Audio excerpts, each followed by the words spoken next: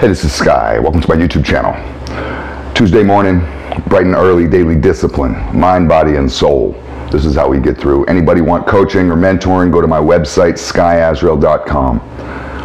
Let's just tell some stories. I was out for a motorcycle ride this morning, early this morning. Rode by a friend of mine's property. He's been dead for a few years. It's no longer his property, but in my mind, it's always his deli. Ritchie Mott, rest in peace. He used to have a deli called Bubba John's Deli. He chose this funny redneck name because he moved down here from Philly and he thought this was just some dirty redneck town. So he was like, this is the perfect name for all you rednecks. But he was Sicilian. Ritchie was Sicilian. Made man. Philadelphia. I have nothing but respect for Ritchie. He was one of my close friends. And even just riding my motorcycle by his deli brought in just waves, tidal waves of memories. And I miss him. He died a few years ago of heart failure. Better than a bullet, I guess. And it was weird too because I had a dream about him. I hadn't thought about Ritchie in a while because we had fallen out of touch. We were still homeboys, but he was doing his thing. And I had this weird dream about him. The dream that he died. And he came to me as an angel. And looked like an angel with little wings and everything. And he was just like, bro, I just want to thank you for being in my corner. That's it. And he flew off. That same day, I woke up that morning, hooked up with my brother, and we went out riding for Bike Week. It was Bike Week. We went up to Dirty Harry's saloon, sat on Main Street. I think it was Dirty Harry's. And sat on Main Street. They got an outside section of the bar, and they got an inside section. We were at the outside section. There's nobody sitting there, except for this one chick. I wasn't really paying attention to her. Older, fat chick. I told my brother about the dream, and I was like, I had this weird fucking dream about Ritchie last night. And he was like, Ritchie Mott? My brother wasn't as friendly with Ritchie as I was. Not to say they didn't like him, but they had a different relationship. Me and Ritchie were real tight.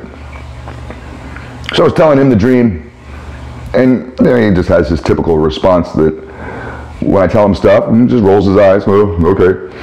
The lady next to me, sitting a couple stools down, she looks up from her cell phone. She had been eavesdropping into the entire conversation. I recognized her instantly. It was one of Ritchie Mott's ex-girlfriends. He had a lot of ex-girlfriends. And she was like, yeah, Ritchie died last night.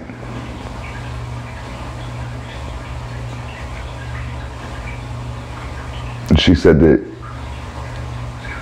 that was most likely not just a dream. I sat there, was just like, whoa. Ritchie came to me in my sleep. Thank you, Ritchie. I'll tell you a story about Ritchie. It was right when I had first met him. It wasn't the day that I met him, but I had just met him. And he owned a deli, Bubba John's Deli, and he had moved it to a new location. And I was going to the old deli, but I didn't really know him. He would say, hey guys, and he'd recognize me, and my crew would show up with our motorcycles. We'd park out front, we'd get sandwiches and stuff, and he's always just very friendly. Just a nice guy. He moved to a new location. We found his new location, and we're going there because he had lunch specials, and he was a good cook. He could make a fucking sandwich like you wouldn't believe, and he had great prices. So we just became regulars, and he was always very friendly. Bike Week happens, and he says, because he was in a good location, that second location was right down on Beach Street, which is sort of near downtown. His location was a good location. And he was like, I won't charge you much at all. Just throw me a couple bucks and you could have most of the whole parking lot. He's like, I'll even set up a tent for you. I got a tent. You don't even have to have a tent. You can put your booth, bring your bikes, t-shirts, anything you want. So we did that. Set up about 4 custom motorcycles that I had for sale. Brought my bike down, my brother's bike down. So we had a fleet of bikes sitting out there. We had a table with all of our merch. We used to have all kinds of sinister merch back in those days. T-shirts and hats and tank tops and all kinds of stuff. There's these two hot chicks that walk by. They look like hookers. Young though. And my brother asked them if they wanted to be beer tub chicks, and he proposed the offer to them, split the money, whatever. So we went and got kegs of beer. These chicks showed back up in their bikinis, and they were cute. And they stood there on the corner with kegs of beer, with signs, pointing at the bikers as they drive by, beer, beer. They brought two of their friends out. They said, we got two of our girls, our friends that also want to do this. And we said, yeah, bring them. We want to do a bike wash. Tell them to bring their bikinis. Perfect. So they set up a bikini bike wash. This is all in Ritchie's parking lot. It was pretty good. It was a pretty good setup. I'll go through my pictures. If I have pictures, I'll post them. I sat out there for 8 hours with those girls. My brother had to go take care of business. And I was going to be the one to handle the booth. We still had the location open, so he's back at the shop. And I'm down at the booth during Bike Week. There's 800,000 bikers in town. This is old Bike Week. This isn't the current Bike Week. This was a while ago. Old Bike Week was packed. There would be traffic all past the highway all the way out towards Orlando. This town would be outrageously packed, elbow to elbow, bumper to bumper, tire to tire, just people everywhere.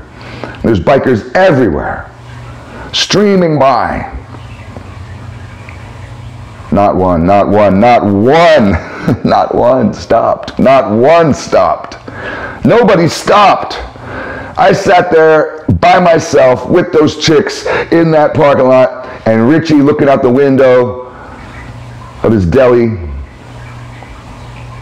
Fuck, for 10 days. 10 hours a day.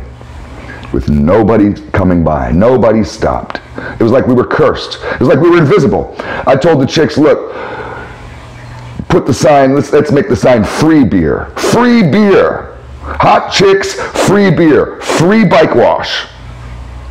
Nobody stopped. One guy finally stopped. Got himself a beer.